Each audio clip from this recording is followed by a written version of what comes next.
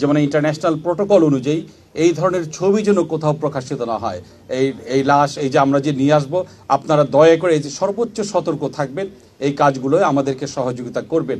আমরা আজ থেকে শুরু করব, আমরা জানি না কতদিন লাগবে, এটা অত্যন্ত শ্রমসাধ্য একটি কাজ এবং এর জন্য কিন্তু আমরা বেশ কয়েকদিন হলো কিন্তু ওনার নেতৃত্বে আমরা আমাদের সকল স্টেক হোল্ডার যারা আছে, ইভেন দেন যিনি গৌড় খদক আছেন তাকে সহ কিন্তু আমরা সিআইডিতে এদেরকে প্রতিনিয়ত প্রশিক্ষিত করা হয়েছে যেন আমরা সেই মিনেসোটা প্রোটোকল অনুযায়ী প্রত্যেকটা স্টেপগুলো করতে পারি। আমরা অত্যন্ত আশাবাদী আমরা এই কাজগুলো সুন্দরভাবে আন্তর্জাতিক প্রোটোকল অনুযায়ী হিউম্যান রাইটসের যে জিনিসগুলো আছে প্রত্যেকটা স্টেপ অনুযায়ী আমরা করতে পারবো। আমরা আপনাদের কাছে সহযোগিতা চাচ্ছি আমরা যেন এই কাজটি সুন্দরভাবে করতে পারি। রাইট এটি অনেক ধারাবাহিক প্রক্রিয়ার মাধ্যমে মন্ত্রণালয়ের সিরিজ অফ মিটিং হয়েছে।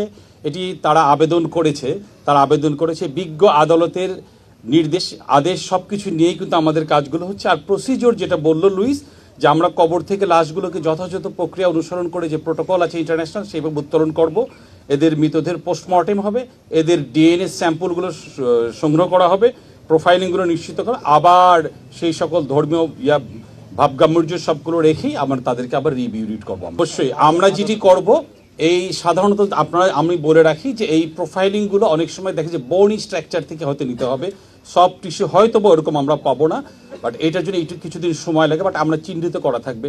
পরিবার যদি চায় অবশ্যই তার কবরকে সেখানে নেওয়ার ব্যবস্থা আমরা করবো।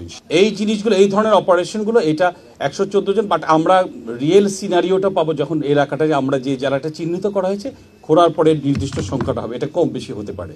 আপাতত 114 জন, এটা বেশিও হতে পারে। আবেদন করেছেন কতজন? আবেদন আমরা পেয়েছি 10 জনের মতো যারা এরকম, কারণ এখানে অনেক রকম এরকম আছে, কিন্তু আবেদন পেয়েছি আমরা যাদের যাতে 10 জন।